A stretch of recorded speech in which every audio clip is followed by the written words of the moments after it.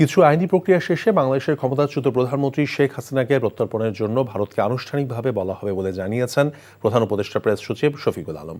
সন্ধ্যায় রাজধানীর foreign service একাডেমিতে আয়োজিত সংবাদ সম্মেলনে তিনি কথা জানান। ভারতের পররাষ্ট্র সচিবের সফর প্রসঙ্গে তিনি বলেন, ভারত বাংলাদেশ সম্পর্ক আরও ভালো হওয়ার প্রত্যাশা করা হচ্ছে, তবে সেই সম্পর্ক হবে ন্যায্যতা, সমতা এবং মর্যাদাপূর্ণ।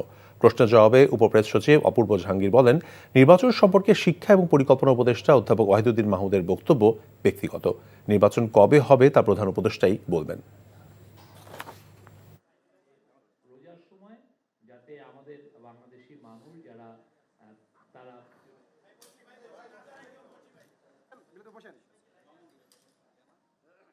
আমরা শেখ হাসিনাকে দেশে ফিরিয়ে এনে আইনের সম্মুখীন করতে চাই, কিন্তু এটা করার জন্য যেটা হচ্ছে যে যেহেতু ইন্ডিয়ার সাথে আমাদের একটা এক্সট্রাডিশন ট্রিটি আছে, সেটা এক্সট্রাডিশন ট্রিটিতে আবার কিছু সার্টেন লিগ্যাল প্রসিডিউরটা করে তারপরে আপনি এটা একজনকে এক্সট্রাডিশন যেতে পারেন। তো আমরা সেই প্রসিডিউরটা আমরা কমপ্লিট করছি।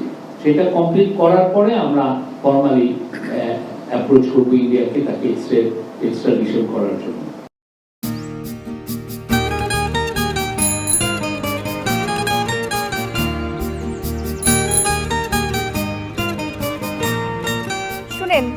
পুরুষ মানুষ তো এভাবে ভয় পেলে চলে না, মুখে সাহস রাখতে হয়। যা বলবেন সোজা সাপটা বলবেন।